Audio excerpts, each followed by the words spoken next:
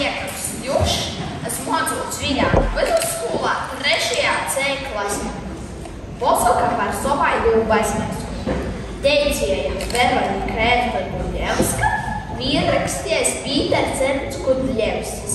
Kaidu reizi, kad jauni puiši sarīkojuši tai saucamu večeri, sokuši tancot rūtaļos, te pusnakti dzied atbrauc baznīcas kungs ar lielu karpošku, kuru vilka porsmalnu zirgu, i kučieris sēdēja priekšā. Baznīcas kungs iet uztabā, pastov, apzaverās, aizbrauc projām. Nokušā reizē, kad jaunie cilvēki bija sasapulciešies tancot rūtaļos, dzied nas kā sākums.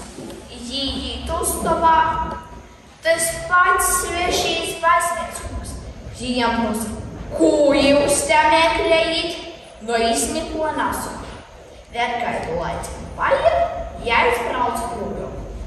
Tagad nesaprota rīta, atsakortoja reizi, nu reizes. Puiši nesaprota, kūšim ar taidu baznīcas kungu darēt būšu. To dīkoja da savas draudzes baznīcas kungu. Padūma prasēt. Draudzes baznīcas kungs lika sarīkot vēl taidu pošu večerēni, i pats arī to aizbrauca. Svietietu jūdini leidza paņems. Taču ir rūtaļas sokos. Atbrauca arī svešīs baznīcas kungs, i kod izgoja uztuvā. Draudzes baznīcas kungs soka jūs vietēt. Svešīs tā ir laidēs vēl, ka daža durovis ar visom stenderam iznesa orā. Otrā reitā niko taita sevišķa nebija. Tikai tī, kur bija stoviece svešo baznīcas kungu karpoška, bija sokorņi. I no to laika svešīs baznīcas kungs vairs nezgodāja.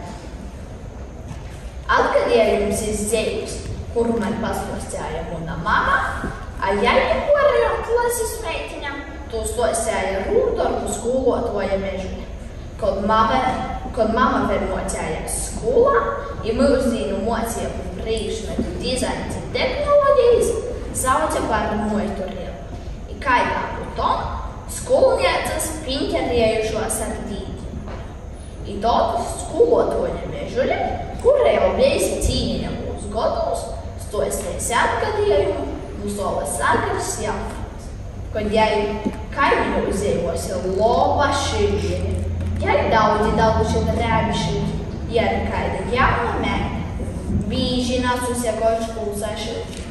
Meita šīvieni sašil, meita tīt pakaļ, pīmierei, nu der, kā jūs dīts. Tad sieko jautājums.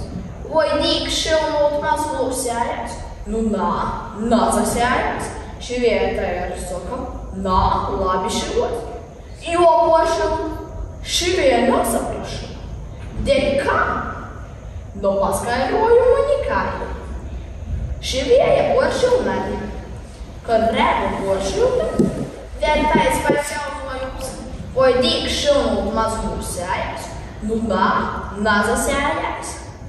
Meita, vai nu dīk vēlreiz poršilt, vai sašiltu gobolu paņem, nu ir nākmieru. Taidi naizpūta pa poršilšanu, atsaportoja reizi, nu reizes. Šīvieja jau porburusi. Savu bārdu stostu, pastostēja kaidai vacokai kaimiņai. A jai dera padomu. A tu pasoti, ka tīk šilnot maz glūsi viņas jērēs. Šīvieja nokuša reizi, tai arī izdara. Meita prīciega sašiltu gobolu paņem, i poršilt naprosa. I no to laika vairs navaities poršilt. A kas valot izarkodējis, te jauno meita cīši nūpītai bija izaturies pret latvīšu tautas ticību. Ja dīk šilnu cīnās maz glūs, tad būs liela pīkrišana. A tagad anekdote.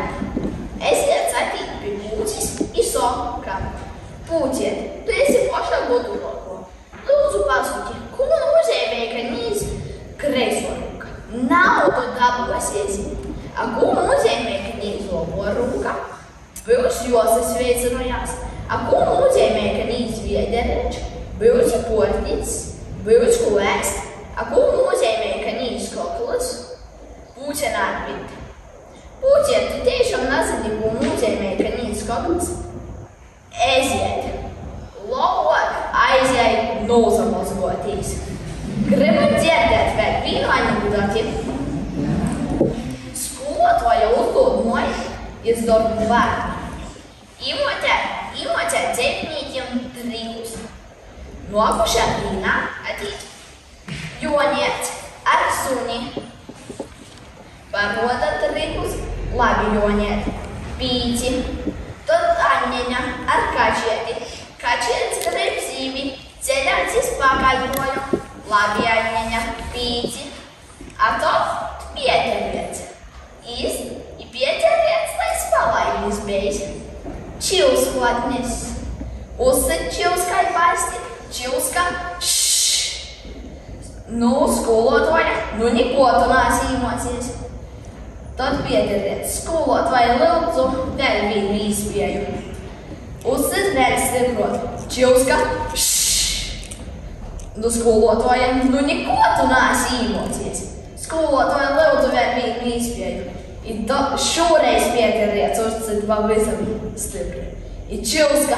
Šalts zaļais mežs.